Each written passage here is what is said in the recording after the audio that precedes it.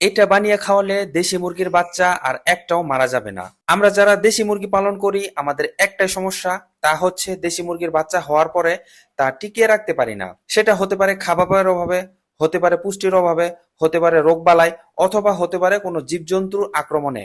কারণ যেটাই হোক, আমাদের একটাই লক্ষ্য হচ্ছে জন্মের পরে দেশি মুরগির বাচ্চাদের জীবিত রাখা। তাই মুরগির বাচ্চা জন্মের সাথে সাথেই বাচ্চাদের কিছু খাবার ও প্রাকৃতিক চিকিৎসা করতে হয়, যার ফলে কোনো ধরনের ভ্যাকসিন ছাড়াই আপনি সারা বছর দেশি মুরগির বাচ্চা সুস্থ রাখতে পারবেন। কিন্তু সমস্যা হচ্ছে এই বিষয়গুলো নিয়ে যারা ইউটিউবে মুরগি পালনের উপর ভিডিও বানায় তাদের খোলাখুলি ভাবে আলোচনা করতে দেখিনি, তাই অনেকেই আমরা এই বিষয়গুলো জানি না।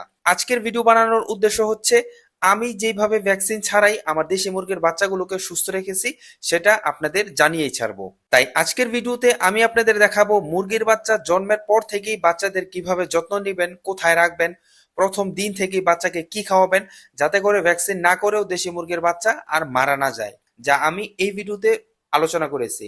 ভিডিও লিংক ডেসক্রিপশন ও পিন কমেন্টে দেওয়া থাকবে।